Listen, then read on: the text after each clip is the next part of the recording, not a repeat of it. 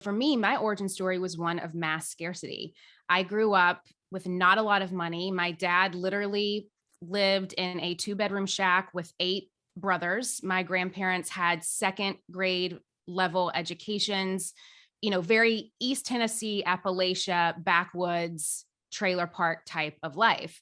My dad literally wore a blue collar to work every day. He never went to college. My mom never went to college. And so I was always around this idea of it's never enough. If we just have enough money to pay the bills, then we're good.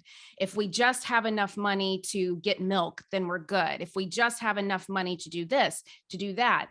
And, my dad punched the clock. He worked the night shift.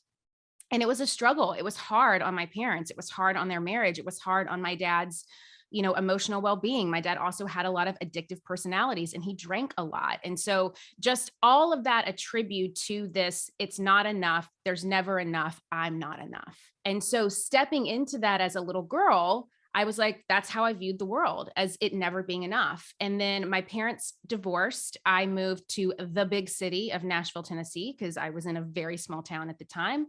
And my mom met and married my now stepdad, who, and this was probably when I was about 13 years old, who had a lot of money and came from a lot of wealth and came from a lot of abundance. So I was immediately like, girl with like the dirty clothes and like sometimes kind of stunk, is like now thrusted into this high society lifestyle, which made me even feel more shame, because now it's like, oh, I have this opportunity for all this possibility, but this isn't really mine. I don't belong here.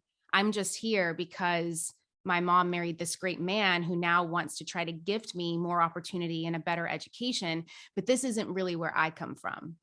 And so in some ways, it was like I wanted to honor where I came from by not allowing myself to see what was possible and to see that as a gift. And then just my worthiness was in the gutter. I didn't think that I was worthy of being able to have this because I was so tied to that origin story of limitation and scarcity and not enough. And so then I was in this kind of seesaw for a very long time of, I Mhm. have this possibility for more. I can see that there's more possibility, as opposed to a lot of my cousins and my grandparents that never even knew that the things that I was experiencing was possible. But I didn't believe that it was real for me. I didn't have the courage or the strength or the the self-value and self-worth enough within me at the time to believe I was worthy of that.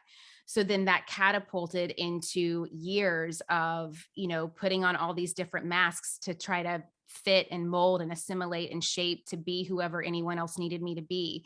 It caused a multitude of really messed up belief systems around money, which I'm happy to talk about and we can talk about.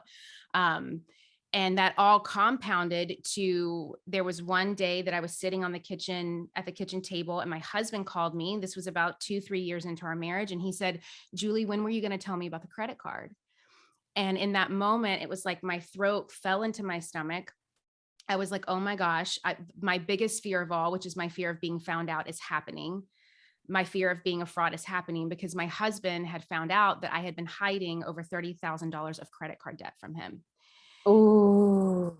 And it was in that moment of like, holy crap, my whole world is coming to a close. And now I can no longer stick my head in the sand. I can no longer justify and rationalize, what got me here. I can no longer do any of that. I now have to face this.